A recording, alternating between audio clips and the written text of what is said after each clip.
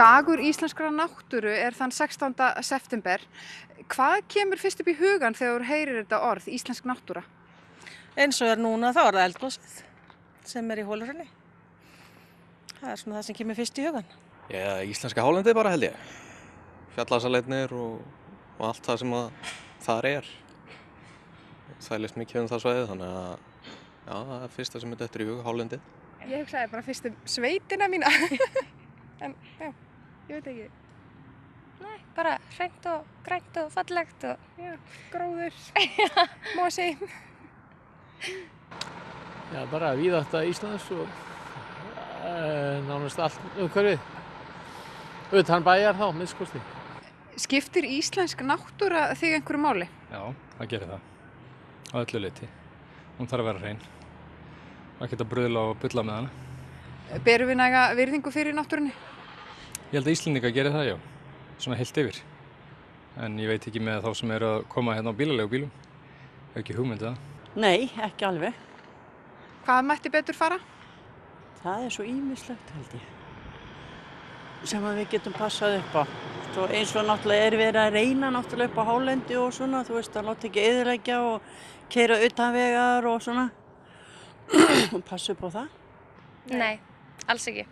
Maður sér það bara á ruslinu út allt og bara alls ekki. Finnst ykkur að við þurfum að hugsa betur þessi mál? Já, algjörlega.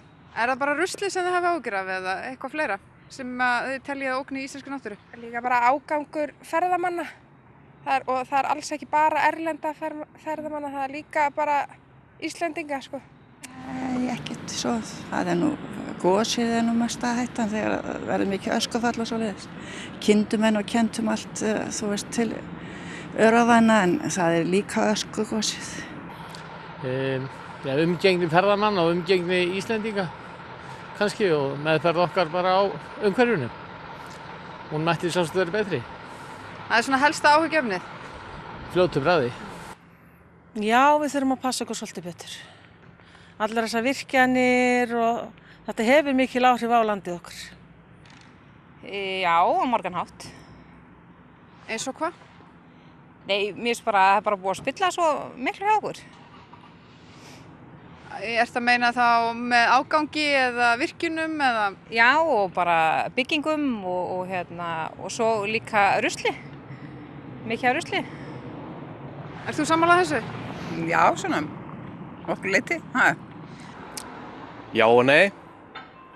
Það náttúrulega spurning hvað eldsumbrotinn gera núna fyrir svæðið eins og Herðubreiðarlindir og fleiri ef það kemur flóð. En heilt yfir, jú, það er náttúrulega utanvegarakstur og annað sem virðist vera að færast í aukana sem náttúrulega alls ekki gott. En svona heilt yfir þá hef ég nú ekki stórar áhyggjur af þessu. Hvaða staður í Íslandi þér kærastur? Hérna bara Norðurlandið. Það ágætt bara, já. Bara yfir svæðið kring og allt.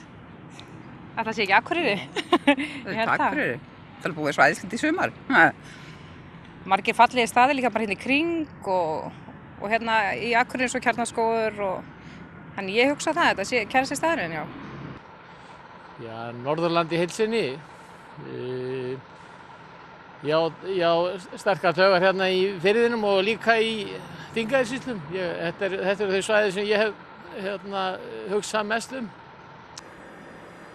Þarna kostum erfiða spurningu. Þeir eru rosalega margir. Ég get ekki pikkað á einn stakkan, það er ekki séns. En nei, ég ætla ekki að leggja mat á það. Það eru margir.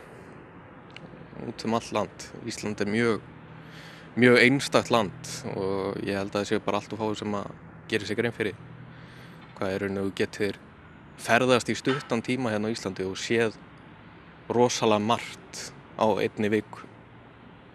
Ísland er náttúrulega fallegasta land í heimi og við eigum fallegasta, náttúran hérna bara yndisleg og við þurfum að vera duglega að passa upp á hana